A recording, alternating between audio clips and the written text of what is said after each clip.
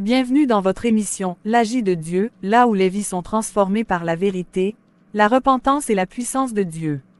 Aujourd'hui, nous recevons le témoignage bouleversant d'un jeune homme, tombé amoureux d'une femme bien plus âgée que lui, mais qui a cherché à conquérir cet amour par les voies de l'occultisme. Ce qu'il pensait être une victoire s'est transformé en révélation, puis en délivrance. Installez-vous, ouvrez votre cœur. Ce témoignage pourrait bien changer votre vie. Bonjour Elvis, comment vas-tu? Bonjour Cécia, je vais bien. Merci beaucoup pour votre émission.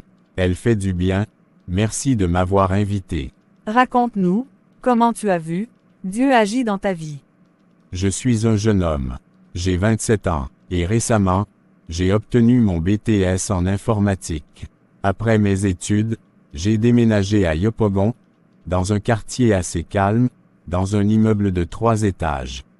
Je n'avais pas encore trouvé de travail, donc j'étais souvent à la maison. Une semaine après mon installation, j'ai remarqué ma voisine, une femme de 46 ans, mère de 2 enfants. Elle était souvent silencieuse, le regard triste, égaré. Un jour, j'ai appris que son mari venait de la quitter pour partir en Europe. En cachette, sans prévenir, il l'avait laissée seule avec ses enfants, dans une grande confusion. Est-ce que tu ressentais de la compassion pour elle à ce moment-là? Oui, au début, c'était exactement ça. Je la voyais comme une femme brisée, abandonnée, humiliée. Et je voulais l'aider. Elle avait un ordinateur à la maison, ses enfants avaient des tablettes, et comme j'étais informaticien, elle me demandait parfois de venir jeter un coup d'œil. C'était simple, fraternel, sain, du moins au début. Mais au fil des semaines, ce n'était plus seulement de la compassion. Je la trouvais belle, mûre, différente. Elle avait une élégance silencieuse, une douceur dans ses gestes. Et moi, j'ai commencé à ressentir quelque chose de très fort. Un attachement, un désir, une obsession. J'étais amoureux d'une femme qui avait 19 ans de plus que moi. Le cœur est tortueux par-dessus tout, et il est méchant, qui peut le connaître? Jérémie 17 verset 9. Mais je ne savais pas comment lui dire. Comment avouer à une femme de cet âge que je l'aimais? Comment ma famille allait accepter ça? Elle me voyait juste comme un bon petit du quartier, un jeune gentil qui aide, poli. Mais moi, je bouillais de sentiments, et c'est là que j'ai fait une erreur. J'ai commencé à chercher des voies interdites. Dans le quartier, il y a toujours quelqu'un qui connaît quelqu'un. J'ai commencé à fréquenter ceux qui vendent des potions, des gris-gris, des poudres d'attraction. Tu étais conscient que ce que tu faisais était dangereux? Oui, mais je ne voulais pas voir. Mon obsession était plus forte que ma conscience. Je me disais que si elle m'aimait en retour, tout serait pardonné. Alors je glissais discrètement des choses dans son eau.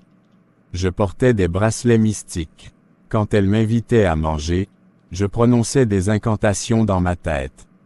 Et peu à peu, elle a commencé à changer. Elle me regardait autrement. Elle m'appelait plus souvent. Elle riait à mes blagues. Puis un jour, elle m'a proposé de rester dîner. Et peu à peu, notre relation est devenue intime. Secrète, cachée, mais réelle. J'étais aux anges. J'avais tout ce que je voulais. L'amour. Les enfants m'adoraient. J'étais comme le père qu'ils n'avaient plus. Mais au fond de moi, je savais que ce que j'avais bâti reposait sur du faux, sur du sable. Pas sur le rocher. La Bible dit, si l'Éternel ne bâtit la maison, ceux qui la bâtissent travaillent en vain. Psaume 17 verset 1. Et ensuite? Un jour, une amie de la dame est venue lui rendre visite. Elle l'a invitée à une veillée à l'église. Elle a accepté, et ce jour-là, quelque chose a commencé à changer. Elle priait, elle lisait la Bible, elle chantait, et moi, j'étais paniqué. Je savais que la lumière allait bientôt dévoiler mes ténèbres. Je savais que mes potions allaient perdre leur effet. Comment tu réagissais quand elle parlait de Dieu? J'étais mal, je tentais de la décourager. Tu vas trop souvent à l'église. Tu pries trop, tu fais trop de jeûnes. Un jour, elle m'a regardé avec douceur, et elle m'a dit, « Pourquoi ça te dérange autant que je prie ?» Je n'ai pas su quoi répondre. J'ai souri, mais j'avais peur. Et puis, une nuit, elle m'a appelé doucement. Elle m'a dit, depuis que je prie, Dieu me montre des choses. Je t'ai vu mettre quelque chose dans mon verre. Je t'ai vu prier d'étranges prières quand tu m'approchais. Mon cœur s'est arrêté. Elle savait, elle avait vu. Et pourtant, elle a ajouté, je sais que tu m'aimes. Et moi aussi, je t'ai aimé. Tu es entré dans ma vie dans un moment de douleur. Mais ce que nous vivons n'est pas fondé sur Dieu. C'est fondé sur la peur, la manipulation, et ça doit cesser. J'ai pleuré ce soir-là. Elle m'a pris la main, et elle m'a dit, viens, prions. Demandons pardon à Dieu. Si le Fils vous affranchit, vous serez réellement libre. Jean 8h36. Car nous n'avons pas à lutter contre la chair et le sang, mais contre les esprits méchants dans les lieux célestes. Éphésiens 6 verset 12. On a prié ensemble, on a brûlé tous les objets mystiques. Elle a pleuré, moi aussi. Depuis ce jour, notre relation s'est arrêtée. Mais une nouvelle relation est née. Celle de deux âmes qui cherchent Dieu. Elle est devenue une sœur en Christ. Une amie précieuse. Moi, j'ai donné ma vie à Jésus. J'ai coupé avec le mystique. J'ai demandé pardon à Dieu. Aujourd'hui, je témoigne, non pas parce que je suis fier de ce que j'ai fait, mais parce que je veux avertir, l'amour ne se force pas. L'amour sans Dieu devient piège. Merci pour ce témoignage sincère et courageux. Tu aurais pu rester dans le mensonge, dans la dissimulation. Mais tu as choisi la lumière. Et c'est cela, l'agit de Dieu. Il nous arrache des ténèbres les plus profondes pour nous faire marcher dans la vérité. Toi qui regardes cette émission, retiens ceci. Le vrai amour ne se manipule pas. Si tu utilises des fétiches, des potions, des liens d'âme, Dieu t'appelle à la repentance. Écris-nous ton témoignage, abonne-toi, partage cette vidéo. Et surtout, laisse Dieu bâtir ta vie. Quand notre Seigneur Jésus-Christ agit, les vies changent.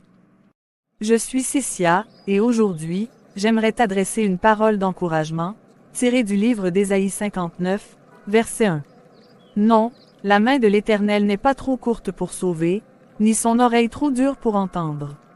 Parfois, dans nos moments d'épreuve, de douleur, de silence, on a l'impression que Dieu est loin. On se demande, mais Seigneur, où es-tu? Est-ce que tu m'as oublié? Mais la parole est claire. Sa main n'est pas trop courte. Dieu peut encore agir.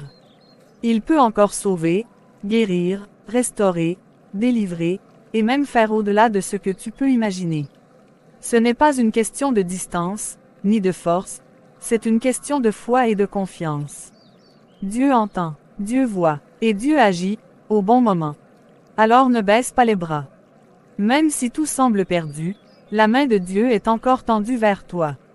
Sa grâce est disponible, et il n'a pas dit son dernier mot dans ta vie. Je suis Cécia, et je veux te dire aujourd'hui que l'agit de Dieu, c'est une vie où sa main reste toujours active, pour toi. Que Dieu te bénisse. Quand Jésus-Christ agit, les vies changent. Bye.